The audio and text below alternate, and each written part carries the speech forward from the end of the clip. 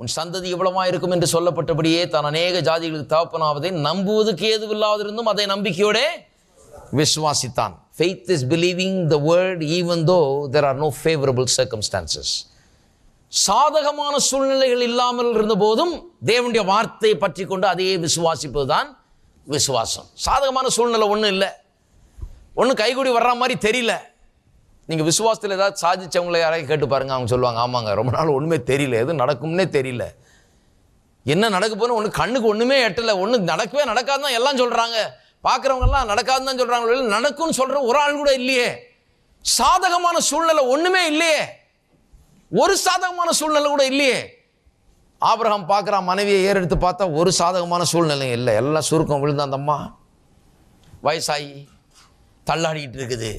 இதை பார்க்க இதை ரொம்ப பார்த்தா அவனுக்கு விசுவாசம் பலவீனம் ஆகிடும், அதனால் கொஞ்சம் பார்க்காம இருக்கலாம். இந்த அம்மாவை பார்த்தா நம்ம கெட்டு போயிடுவோம் போல, நம்மளை கண்ணாடியில் பார்த்தா இன்னும் அதோட மோசமாக இருக்குது, இவன் அந்த அம்மாவோட மூத்தவன். சாதகமான சூழ்நிலை எதுவும் இல்லை. கேட்குறான், சாரா அம்மா வயிற்றுல தான் நவர்ற மாதிரி இருக்கா, ஏதோ கொஞ்சம் லேசா பெருசாக இருக்க மாதிரி இருக்குது, இல்லை கொஞ்சம் ஜாஸ்தி சாப்பாடு சாப்பிட்டது அப்படி, ஒருவேளை அதுவாக இருக்குமோ அப்படின்னு நினைச்சேன். சாதகமான சூழ்நிலையே இல்லை பாருங்க. இருந்தாலும் சாதகமாக பார்க்கறதுக்கு ஒன்றும் இல்லைனா கூட, சாதகமான சூழ்நிலைகள்னா சீன் எவிடன்சஸ் ஒன்றுமே இல்லைனா கூட கர்த்தருடைய வார்த்தை சொன்னது நிறைவேறும் என்று சொல்லி நம்புகிறதுக்கு ஏதுவில்லாத இருந்தோம், ஏதுவா ஒன்றுமே இல்லாத இருந்தும் கர்த்தருடைய வார்த்தை நிறைவேறும் என்று விசுவாசம். நான் சொல்கிறேன், பெரிய காரியங்களை வாழ்க்கையில் காண வேணும் என்றால் இதை கற்றுக்கொள்ள வேணும், இல்லைனா நடக்கவே நடக்காது பாருங்க. சும்மா அழுது கூப்பாடு போடுறதில்லை. ஜெபம்னா ஏதோ இந்த ஆண்டவருக்கு முன்னால் ததிகனத்தம் போட்டு என்னத்தையாவது வாங்கிடலாம் அப்படிங்கிறது கிடையாது.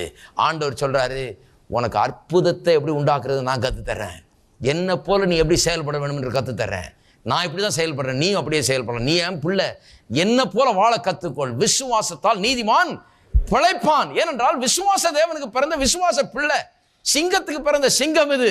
நான் எப்படி இருக்கணும் அப்படி நீ இரு. நான் வானத்தை பூமி உண்டாக்குறவன், சிருஷ்டிகர்த்தா. உன்னுடைய வாழ்க்கையில உன்னுடைய உலகத்தை நீ மாற்றி அமைக்க முடியும், உனக்கு கத்தர்ன்றாரு. அதுக்கு தான் இவ்வளவு போதிக்கப்படுறது பாருங்க. இல்லைன்னா பைபிளை மூடி வச்சுட்டு பேசாம போய் ததிகனத்தை போட்டுட்டு இருக்கலாம், ஆண்டவர்கிட்ட அழுது கூப்பாடு போட்டு என்னத்தையாவது பெற்றுக்கொள்ளலாம் பாருங்க. ஆண்டவர் சொல்றாரு, அப்படி நடக்காது, உன்னை ரொம்ப மதிக்கிறேன் நான், அதனால தான் உன்னை கொஞ்சம் வேலை செய்ய வைக்கிறேன். ஏன்னா நீ அறிவுள்ளவன், நீ சிந்திக்கக்கூடியவன், செயலாற்றக்கூடியவன், தீர்மானம் பண்ணக்கூடியவன், உனக்கு அதனால தான் வாயை திறந்து நான் ஊட்டி விடுறதில்லை, உனக்கு அதுதான் விசுவாச கோட்பாடுகளை கற்றுத்தரேன், நீ அதை செயல்படுத்து, ஏன்னா உன்னை பற்றி மரியாதை வைத்திருக்கிறேன், என்ன போல இயங்க ஆரம்பி, என்ன போல செயல்பட ஆரம்பி என்று சொல்லுகிறார். அப்ப ஏதுவே இல்லாத இருந்த போதும் விசுவாசிப்பது. நான் சொல்றேன், எத்தனை பேர் சில காரியங்களை விசுவாசிக்கிறீங்க, ஆனால் பார்க்கறதுக்கு ஒன்றும் தெரியல, பார்க்கறதுக்கு ஒன்றும் நடக்கும் போல தெரியல, பார்க்கறதுக்கு ஒன்றும் சூழ்நிலை மாறுற மாதிரி தெரியல, எந்த அறிகுறிகளும் கிடையாது, மாற்றத்துக்கு அறிகுறிகளே கிடையாது, எல்லாம் ஹோப்லெஸ்ஸாக தெரியுது பார்க்கறதுக்கு. எந்த அறிகுறி இல்லாத நேரத்தில் கர்த்தருடைய வார்த்தை சொல்லுகிறது, அதனால் எனக்கு நடக்கும் என்று விசுவாசிக்கிறது தான் விசுவாசம். அப்படிதான் வெற்றியை பெற முடியும்.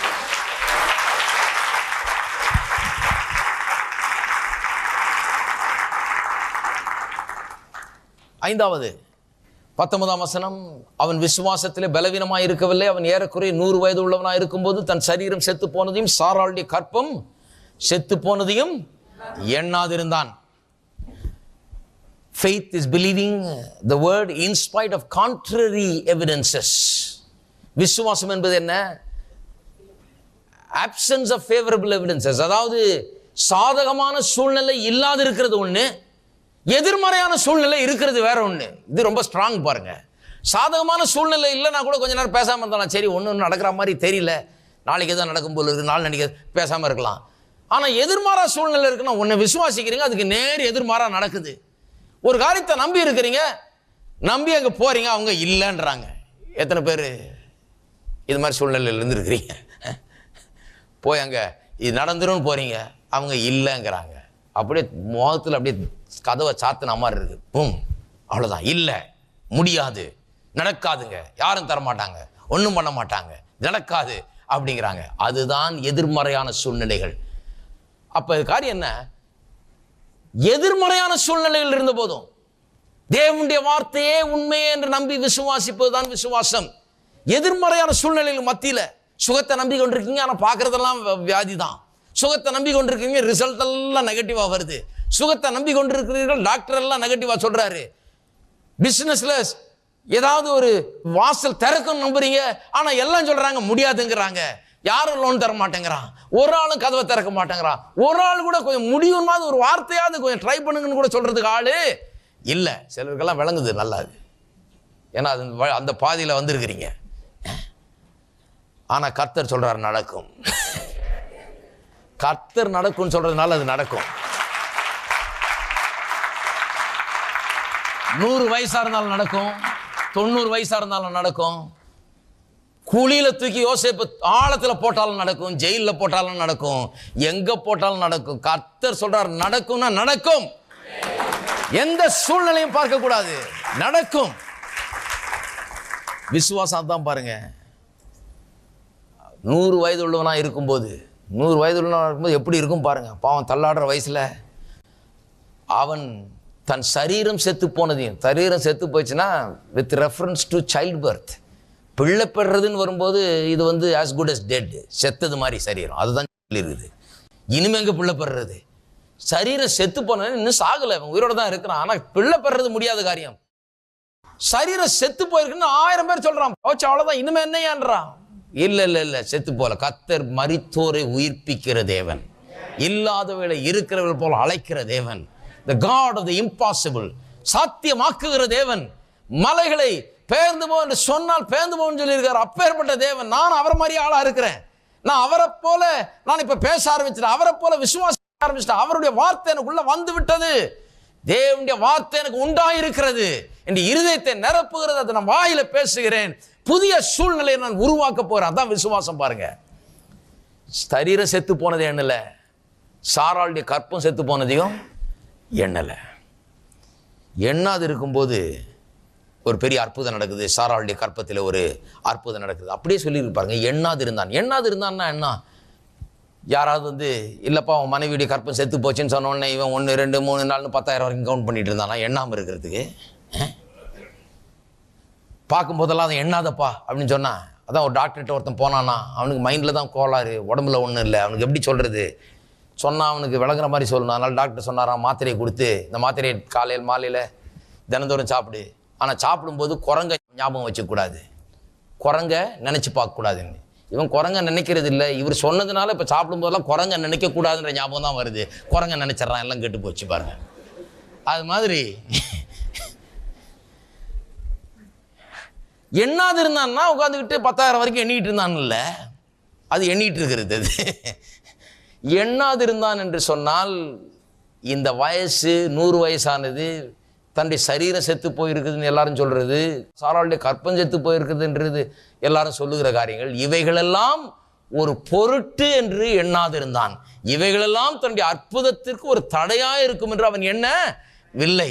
இந்த இல்லை இல்லை முடியாது முடியாதுன்னு 1000 பேர் சொல்றார்களே, இயற்கை சூழ்நிலையில் சொல்லுகிறதே, எதிர்மறையான சூழ்நிலையில் சொல்லுகிறதே, அவைகள்லாம் சொன்னால் கூட அவைகள் தன்னுடைய அற்புதத்துக்கு, தேவனுடைய வார்த்தை நிறைவேறதற்கு இது எதிராக இருக்க முடியாது, இது ஒரு இடையூறாக இருக்க முடியாது. இவைகள் எல்லாம் தகத்தெறிந்து விட்டு தேவனுடைய வார்த்தை நிறைவேறும் என்று அவன் விசுவாசிக்கிறான். அதுதான் எண்ணாதிருந்தான். எண்ணாதிருந்தான்னா இதை ஒரு பெருசா நினைக்கல, பிரச்சனையை ஒரு பெருசா நினைக்கல. அநேகருடைய ஜபங்கள் என்ன? பிரச்சனையை பெருசாக்குறது தான் ஜபமா இருக்குது. தேவனுடைய வார்த்தையை பெருசாக்குறது தான் ஜபம். அருமையானவர்களே, நான் சொல்லுகிறேன், தேவனுடைய வார்த்தையை பெருசாக்குங்கள். ஜபத்திலே தேவனுடைய வார்த்தையை எண்ணி பாருங்கள். பிரச்சனை எண்ணிட்டு இருக்காதீங்க. ஆண்டவரே பிரச்சனை, ஆண்டவரே பிரச்சனை, ஆண்டவரே பிள்ளை இல்லை, ஆண்டவரே காசு இல்லை, ஆண்டவரே இது சமாதானம் இல்லை. இல்ல இல்ல, தேவனுடைய வார்த்தையை எண்ணி பாருங்கள். கர்த்தருடைய வார்த்தை சொல்லுது, உன்னுடைய சமாதானம் நதியை போல இருக்கும், நதிகளை போல. அதை பேசுங்க. என்ன வார்த்தை சொல்லுதோ அதை பேசுங்க. சரி, 6, faith is made stronger by confession of God's word. இதை பார்க்கிறோம் 21ஆம் வசனத்திலே. தேவனுடைய வார்த்தை அறிக்கை செய்வதன் மூலமாக விசுவாசம் பலப்படுகிறது. 21ஆம் வசனம், தேவன் வாக்குத்தத்தம் பண்ணினதை நிறைவேற்ற வல்லவராய் இருக்கிறார் என்று முழு நிச்சயமாய் நம்பி தேவனை மகிமைப்படுத்தி விசுவாசத்தில் வல்லவரானான். பாருங்க, நம்பி, என்ன நம்பி? வாக்குத்தத்தம் நிறைவேறும் முழு நிச்சயமா நம்பி தேவனை மகிமைப்படுத்தி விசுவாசத்தில் வல்லவனானா. அப்ப விசுவாசத்துல வல்லவனாகிறது எப்படின்னு கிளியர் டீச்சிங் பைபிள்ல சொல்லப்பட்டிருக்குது. என்னன்னா, சொல்லப்பட்டிருக்கிற வாக்குத்தத்தத்தை முழு நிச்சயமா நம்ப வேண்டும். நம்பினது மட்டும் போதாது, மகிமைப்படுத்த வேணும் தேவனை. தேவனை மகிமைப்படுத்தினான்னு என்ன பண்ணான்னு நினைக்கிறீங்க? தேவனை மகிமைப்படுத்தினான்னா தினந்தோறும் தன்னுடைய கைகளை வானத்துக்கு நேராக உயர்த்தி. எப்படி உயர்த்தினான்னு எனக்கு தெரியும். ஏன்னா 15ஆம் அதிகாரத்துக்கு முன்னால் 14ஆம் அதிகாரம் ஒன்று இருக்குது. அங்கே ஒருத்தன் இவனுக்கு காசு பணம் வெள்ளி பொண்ணெல்லாம் தர்றேன். அவன் சொன்னால் உங்ககிட்டலாம் நான் கையை உயர்த்த மாட்டேன், என்னுடைய கைகளை நான் என்னுடைய தேவனாகிய கர்த்தரிடத்தில் உயர்த்துகிறேன். பணத்துக்கு ஆண்டவர்கிட்ட கையை உயர்த்துறதுக்கு கற்றுக்கிட்ட மனுஷன். ஐஸ்வர்யத்துக்கு ஆண்டவர்கிட்ட கையை உயர்த்துறதுக்கு கற்றுக்கிட்ட மனுஷன். வெள்ளியும் பொண்ணையும் பெற்றுக்கொள்வது ஆண்டவர்கிட்ட கையை உயர்த்துறது கற்றுக்கிட்ட மனுஷன். மனுஷனை நம்பக்கூடாது, கடவுளை நம்பணும்னு செழிப்பு விஷயத்தில் கற்றுக்கொண்ட இவன் சொல்கிறான், இந்த விஷயத்திலும் நான் கைகளை கர்த்தரிடத்தில் உயர்த்த போகிறேன்னு சொல்லி கைகளை கர்த்தரிடத்தில் உயர்த்தி, கர்த்தாவே உமக்கு ஸ்தோத்திரம், வானத்தை நான் பார்க்கும்போதெல்லாம் நட்சத்திரங்களை எனக்கு நினைவூட்டுகிறது, என்னுடைய சந்ததி இப்படி இருக்கும் என்று சொன்னீரே, உங்களுடைய வார்த்தையின்படியே எனக்கு ஆக கடவுது, எனக்கு ஆகிறபடியால் உமக்கு ஸ்தோத்திரம். ஆபிரகாம் என்று எனக்கு பெயர் கொடுத்தீர், அநேக ஜாதிகளுக்கு என்னை தகப்பனாக்கினபடியால் உமக்கு ஸ்தோத்திரம். எல்லா மகிமையும் கனமும் மோக்கு உண்டாயிருப்பதாக, உடைய நோக்கங்கள் என்னுடைய வாழ்க்கையில் நிறைவேறுவதாக என்று சொல்லி தேவனை அப்படி மகிமைப்படுத்துகிறான். அப்ப ஜெபம்ன்றது சும்மா என்னத்தையோ வார்த்தையை சொல்லிட்டு இருக்கிறது இல்லை, அழுதி புலம்பிக்கிட்டு இருக்கிறது இல்லை. தேவனுடைய வார்த்தையை முழு நிச்சயமாய் நம்பினா மட்டும் போதாது, தேவனை மகிமைப்படுத்த வேணும். கர்த்தாவே சுகத்துக்காக உமக்கு ஸ்தோத்திரம், விடுதலைக்காக ஸ்தோத்திரம், செழிப்புக்காக ஸ்தோத்திரம் என்று சொல்லி அப்படி தேவனை மகிமைப்படுத்தி, அப்படி மகிமைப்படுத்தும் போது கர்த்தருக்கு நன்றி செலுத்துறது தான் ஜெபம். பாருங்க, அநேக நேரத்தில் ஸ்தோத்திரத்தோடு கூட விண்ணப்பங்களை தேவனுக்கு தெரியப்படுத்துங்கள் அதெல்லாம் சொல்லியிருக்கு பிலிப்பியர் 4:6. ஸ்தோத்திரத்தோடு கூட தான் ஜெபம். ஜெபம் பண்ணும்போதே பெற்றுக்கொள்வோம் என்கிற நிச்சயம் இருக்கிறதுனால தான் ஸ்தோத்திரம் அதோடைய கலந்தே தான் வருது. நம்பி மகிமைப்படுத்தி விசுவாசத்தில் வல்லவனான, எல்லாம் சொல்லுவோம், முழு நிச்சயமா நம்பி தேவனை மகிமைப்படுத்தி இப்படியாக விசுவாசத்தில் வல்லவனானான். அதான், இதுதான் விசுவாசத்தில் வல்லவனாகிறதுக்கு வழி. விசுவாசத்தில் பலவீனாகிறதுக்கு வழி என்ன? பலவீனாகிறதுக்கு வழியும் அங்கே சொல்லப்பட்டிருக்கிறது 20ஆம் வசனத்தில், தேவனுடைய வார்த்தை குறித்து அவன் அவிசுவாசமாய் சந்தேகப்படாமல். விசுவாசத்தில் பலவீனமாகணும்னா என்ன தெரியுமா? பிரச்சனையே பார்த்துட்டு இருந்து பிரச்சனையே பேசினா போதும், விசுவாசத்தில் பலவீனம் உண்டாயிடும். பிரச்சனையை முழு நிச்சயமாக நம்ப ஆரம்பிச்சிருவீங்க, அப்புறம் பிரச்சனையை முழு நிச்சயமாக பேச ஆரம்பிச்சிருவீங்க. அப்புறம் தேவனை மகிமைப்படுத்துறதுக்கு பல பிரச்சனையை பேசும்போது யாரை மகிமைப்படுத்துகிறோம்?